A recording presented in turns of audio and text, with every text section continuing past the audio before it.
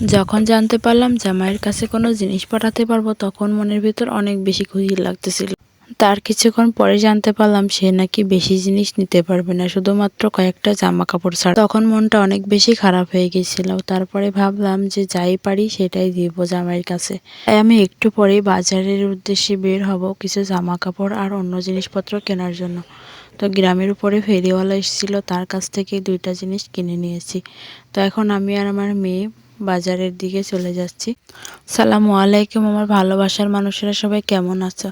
আশা করি সবাই ভালো আছো। আল্লাহর অশেষ রহমতে আমরাও অনেক ভালো আছি। আমি বাজারে যেহেতু গিয়েছিলাম আর সাথে আমার ছোট্ট একটা মেয়ে ছিল, তো তাই আমি পুরো ভিডিওটা করতে পারি নাই, আমার সাথে কেউই ছিল না। তো এই যে আমি বাসায় ফিরছি, এখন সন্ধ্যা হয়ে গেছে। তো এই যে বাসায় ফিরে আপনাদেরকে দেখাচ্ছি কি কি কিনেছিলাম জামাইয়ের জন্য। সামান্য কিছু জিনিসই পাঠাচ্ছি, কারণ যাকে দিয়ে দিব জিনিসগুলো সে নিতে চাইতেছিল না। তো তাকে জোর জার করে দেওয়া আর কি, তাই অল্প জিনিসই কিনেছি তার কাছে দিব। আর এই সব জিনিসগুলো আমাকে একদিনের ভিতরেই গোছাতে হয়েছে, কারণ সে যাওয়ার আগের দিনকে আমরা শুনেছি যে সে মালয়েশিয়াতে যাচ্ছে আর কি। তো আমি সব কিছু গোছগাছ করে নিয়েছি। এইখানে আমার মেয়ের জন্য আমি কিছু চিপস কিনে এনেছিলাম।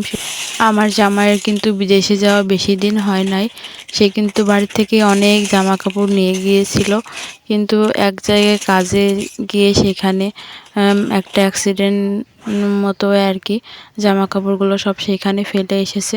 তাই তার জামা কাপড়ের খুবই কষ্ট হয়ে গিয়েছে।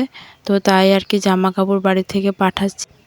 জামা কাপড়গুলো যখন আমি প্যাকেটিং করছিলাম তখন অনেক বেশি খারাপ লাগতেছিল, কারণ এত অল্প জিনিস পাঠাচ্ছি আর কি।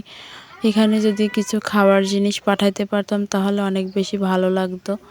কত রকমের পিঠা আছে, কত জিনিস আছে, সেগুলো যদি একটু একটু করেও দিতে পারতাম তাও একটু মনের ভিতরে ভালো লাগতো আর কি।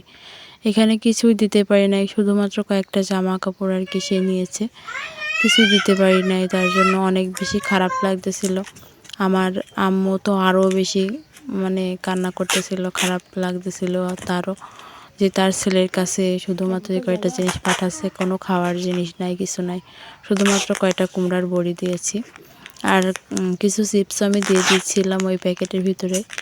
সব জিনিসপত্রগুলো আমার প্যাকেটিং করা শেষ হয়ে গিয়েছে। এখন আমি সুন্দর করে এটাকে টেপ দিয়ে মুড়িয়ে নিব। আমার মেয়েটা এখানে অনেক বেশি চিৎকার করতেছিল, তাই আর কি একটু ভিডিওটাতে সমস্যা হতে পারে, তো আপনারা কেউ কিছু মনে করবেন না। ভিডিওটা ভালো লাগলে অবশ্যই লাইক কমেন্ট শেয়ার করে দিবেন আর আমার পাশে থাকবেন, আমাকে ভালোবাসা দিয়ে যাবেন। এইভাবে জিনিসগুলো হাতে পাওয়ার পরে জামাইয়ের রিয়াকশানটা তো অবশ্যই আপনার সাথে শেয়ার করবে এর পরের ভিডিওতে। তো সেই পর্যন্ত সবাই সুস্থ থাকবেন, ভালো থাকবেন, আমাদের জন্য দোয়া রাখবেন। আপনার সবার জন্য অনেক অনেক দোয়া রইল। আল্লাহ হাফেজ।